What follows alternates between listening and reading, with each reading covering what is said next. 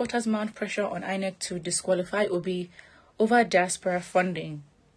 A group under the auspices of Tinubu Shetima Connect One has called on the Independent National Electoral Commission to disqualify the presidential candidate of the Labour Party, Mr. Peter Obi, and his running mate, the audacity, from the 2023 presidential election. The group has also threatened to commence a legal action intending to join Peter Obi, his running mate, and Inec to prevent Labour Party from participating in the 2023 presidential election for engaging in activities that contravene the Electoral Act. How convenient. An act that was brought out what month? 2022? Was it April, May?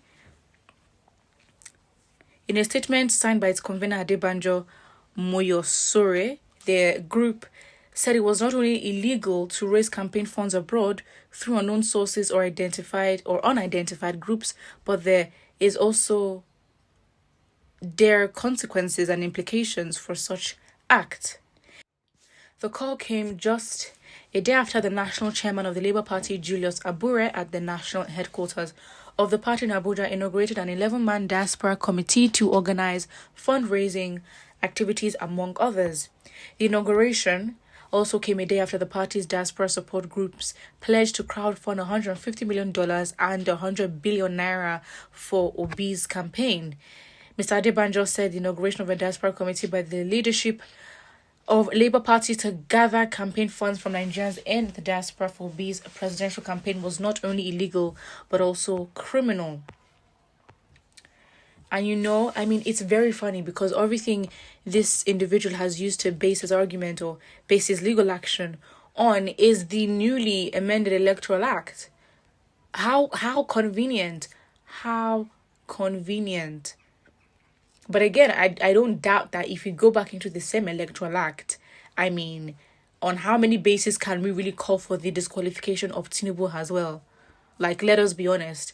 And not just what is current, but is past, can he account if there was going to be an internal audit of his funds and the other times when he must have been the invisible hand putting people in positions too, then, really, if we really wanted to go there, we can go there. But I think it's obviously things are just getting a bit going out of hand because you have these same Tinubu supporters who call, Peter Obi supporters bullies and all this names online, and then you wanting to throw the first punch, you want to go to Inec. Inec, really? Would we want to investigate the relationship between APC and Inec? Let's even start there. Because even that alone would literally bring out valid reasons as to why the incumbent president should be impeached, why this individual called Tinubu should also not be running as well, and why the party itself should just be cancelled, to be honest. Talk about Inec from governorship level to presidential level. Do you know how much, chaos and criminal offenses? So it's just very funny because it's just all a fight for what? Like, really? Because at the end of the day, you have to understand, Tinubu and the APC are very desperate. They are very desperate. And anything that is looking, to really yield positive results that is very much threatening is a lot for them. Of course it's a lot for them. They are very, very desperate. So if they're going to have to find technicalities within the Electoral Act to say that crowdfunding is not... I'm not going to come here and say that I can justify why it is or why it is not. But I don't think that should be a problem. But then if you then look at the arguments given... So if we're going to read what the offence is, it says Section 85 of the Electoral Act has clearly explained this. Also, Section 85A, subsection AB, provides that any political party that holds or possesses any funds outside Nigeria in contravention of Section 235, oh my days, commits an offence and shall, on conviction, forfeit the funds or assets purchased with the funds to the commission. Of course, it's to the commission. And in addition, be liable to a fine of at least 5 million naira. But it hasn't explained why. I don't think that holds weight. I do not think that holds weight, because really, if we're gonna look at the internal audit of APC and the amount of funds that were given to the delegates, if we can justify how that is bribe as well, I don't listen. Of course they're gonna find technicalities to just pin down Peter Obi, because really please, I don't. It's not. It shows that they're very desperate and very scared. It is Peter Obi fever that's gonna kill you. Is it only Obi that is contesting? Well, INEC should investigate the sources of the 100 million naira each APC presidential aspirant paid to qualify for the primary election and make the findings public. Exactly. Since when do you purchase a form? Oh my days, or a ticket. I don't even know what the justification for that is.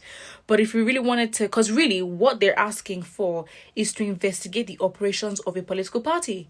So if you're going to investigate funds that, the Labour Party has access to, well, it's only fair that we do the same and investigate the APC and transfer our funds. Come on, there is no way this is justified in any way. No way it is justified. Because really, if we're going to talk about the grounds for disqualification, I highly doubt it's Peter Obi that would be first on that list.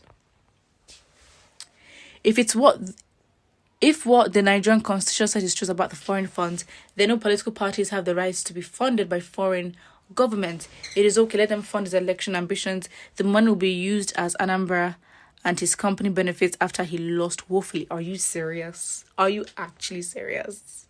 Why was he then impeached? Please. Tinubu is the one to be disqualified by Muslim ticket because it is against the unity of the Christians and Muslims, and also against even the Constitution of Nigeria. Well, you've also got to prove it as well. Listen, I know that badass lawyers are going to come and literally dissect that electoral act, and of course, understanding the intention as to why is it that under a year before the elections, oh wow, the electoral act has suddenly been amended. What a surprise. I am so surprised by that. Who are you trying to deceive? Please. Let's not even... And it's the audacity. It's Tinubu supporters, You are already supporting Tinubu and you expect us not to question your judgment. As somebody who understands that this individual comes from a party that he leads, but is also the ruling party and has given you incompetent candidates, and it's still willing to provide you with more candidates. This is who they are representing. And you want to jump on the wagon because of what? Put what you think in the comment section below, and don't forget to like and subscribe.